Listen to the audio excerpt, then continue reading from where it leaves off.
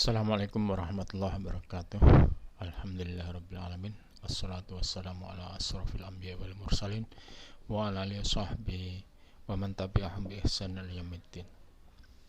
Rabbi israh li sadri wa yassir li amri wahlul 'uqdatam min lisani yafqahu qawli. Rabbi zidni ilma warzuqni fahma. Amin. Rekan-rekan yang dirahmati Allah, kita masuk pada materi terakhir tentang teori pasar. Jadi pasar ini sebagaimana kita kenal, misalnya ada pasar ratu, ada pasar ngabul, ada pasar tahunan, ada pasar manawelaan, ada pasar. Nah, itu pasar. Pasar itu pada prinsipnya adalah tempat bertemunya penjual dan pembeli. Itulah dasar dari pasar. Nah, maka dalam ekonomi mikro itu kita mengenal macam-macam pasar. Bukan masalah pasar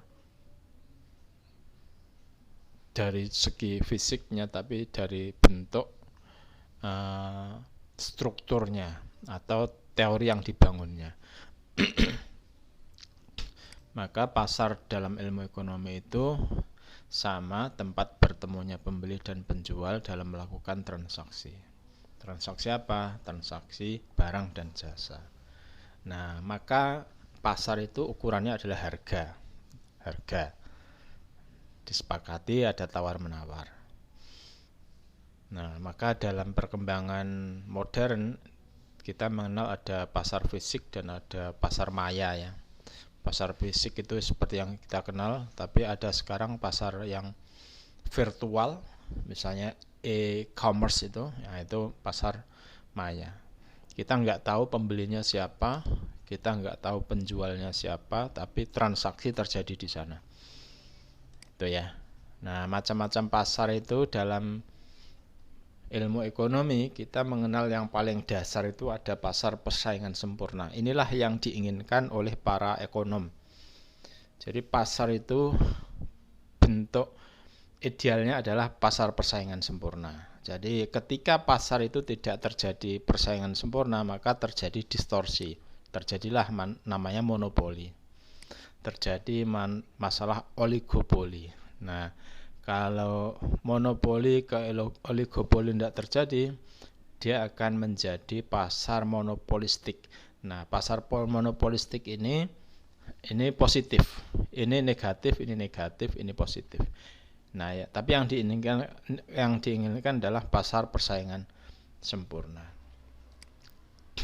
Nah, kita lihat pasar persaingan sempurna ya, seperti yang digambarkan dalam grafik ini demand, ini supply. Nah, ini harga equilibrium, Maka dalam persaingan sempurna itu harga berasal dari keseimbangan umum antara produsen dengan konsumen. Maka produsen itu sebagai price taker. Nah, maka coba lihat, jadi inilah yang dimaksud dengan pasar persaingan sempurna. Nah, jadi konsumen itu tidak peduli dengan dengan jumlah produksi ya. Mau jumlah produksi berapa aja silahkan produser memproduksi, tapi keseimbangan tetap ada di sini. Maka harga itu adalah terbentuk dari sama dengan marginal revenue dan sama dengan average revenue. Nah, ini harga sama dengan kurva permintaan atau kurva demand. Inilah dasarnya ya. Nah, ciri-ciri persaingan sempurna itu banyak penjual dan banyak pembeli, terus jumlah produk yang diperjualkan juga banyak. Tidak ada kelangkaan bahan baku dan sebagainya. Perusahaan dan usaha bebas buka, tutup, bisa keluar masuk. Silahkan berjualan, silahkan berhenti berjualan. Nah, terus ini tidak ada namanya symmetric information. Jadi tidak ada asymmetric information. Jadi pengetahuan pembeli dan penjual itu relatif sempurna. Maka bersifat simetris. Tidak ada asymmetric information. Ketika ada asymmetric information, maka persaingan sempurna akan gagal. Nah, mobilitas sumber-sumber ekonomi itu relatif sempurna. Saya contohkan misalnya beras ya. Beras itu di mana-mana harganya sama. Walaupun misalnya di kampung saya di Madiun itu produksi beras tempatnya di sana, tapi harga dengan Jepara sama saja, sekilo 10.000, di sana juga 10.000. Karena apa?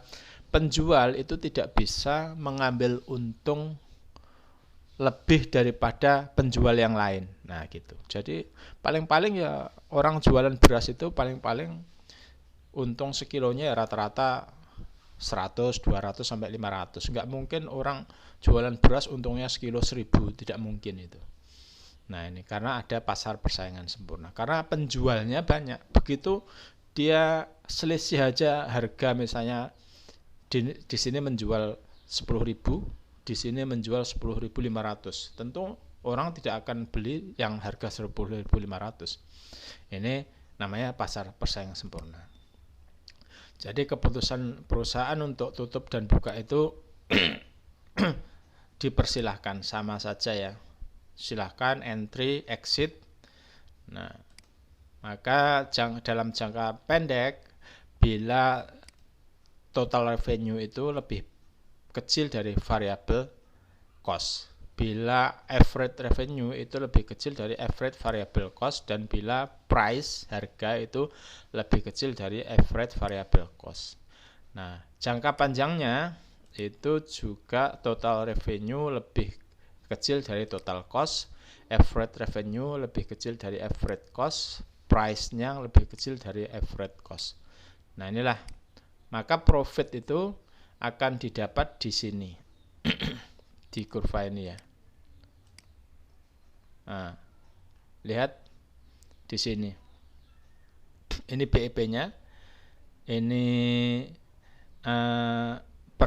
ini marginal cost-nya yang paling rendah. Maka marginal revenue-nya di sini. Nah, kotak inilah keuntungan maksimal yang dinikmati oleh produsen gitu. Ini. Maka rumusnya laba sama dengan TR, total revenue, dikurangi dengan total cost. Nah, maka TR itu sama dibagi dengan Q. Ini kalau pendekatan marginal, ini seperti ini, laba sama dengan price sama dengan mean average cost dikali dengan quantity. Nah, inilah laba dalam persaingan sempurna. Coba lihat, ini ada quantity, produk, total revenue, total cost. Maka kita lihat keuntungan maksimum itu ada di sini. Ketika produsen memproduksi berjumlah 9, total revenue-nya ini, total cost-nya ini. Nah, di bawah dan di atas ini dia akan lebih kecil profitnya. Ini total revenue dikurangi dengan total cost-nya. Nah, inilah keuntungan maksimal yang dinikmati oleh produsen.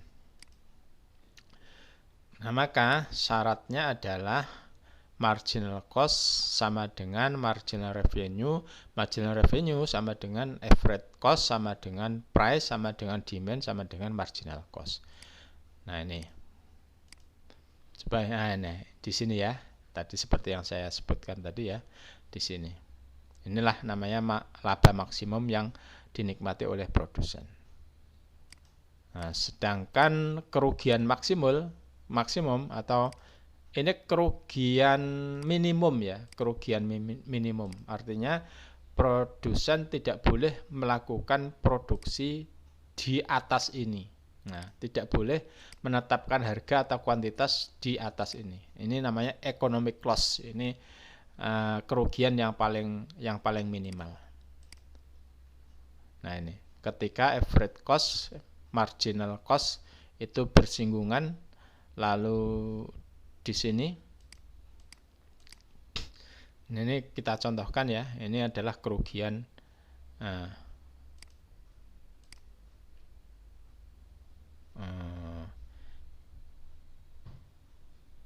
ini laba maksimum seperti yang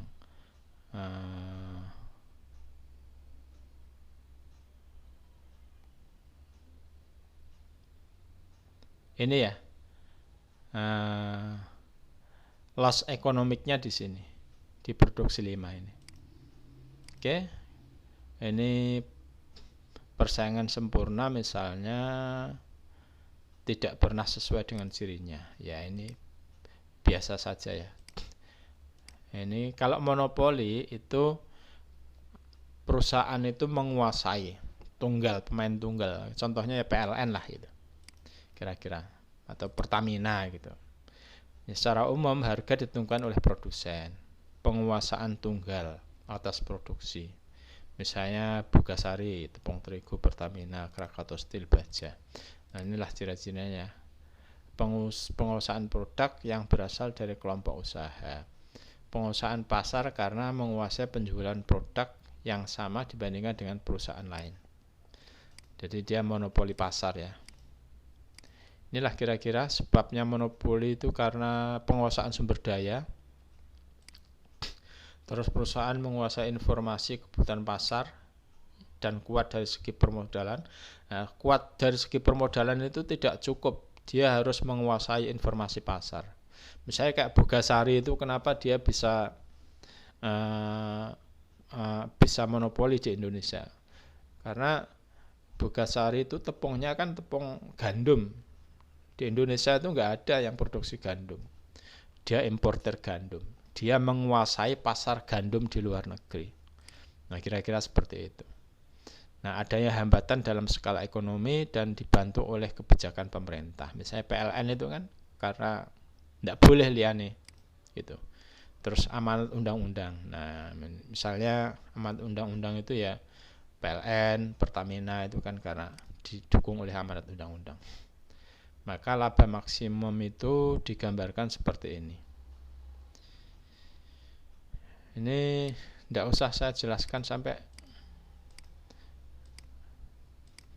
detail ya. Ini masalah, ini monopoli, karena ada monopoli maka dia kurvanya berubah, tidak seperti yang normal. Ini marginal cost, ini average cost. Karena ada monopoli maka demand-nya bergeser gitu.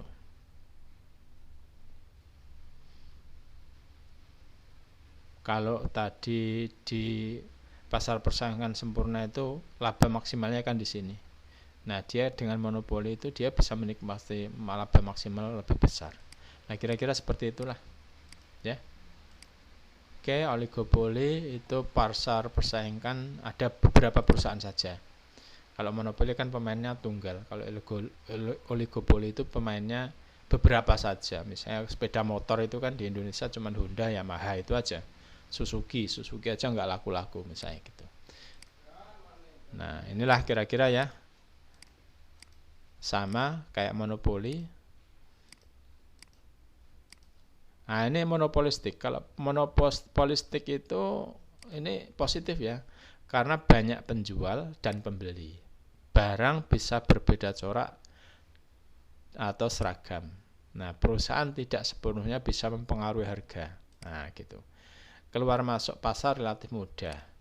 Jadi promosi adalah penunjang keberhasilan bisnis. Nah, ini monopolistik. Misalnya pasar-pasar seperti ini ya, alat-alat rumah tangga misalnya sabun, sampo, rinso. Nah, itu kan banyak. Ini namanya pasar monopolistik. Jadi Unilever itu walaupun dia besar, itu dia tidak bisa menguasai pasar. Dia tetap disaingi oleh pesaing-pesaing yang lain.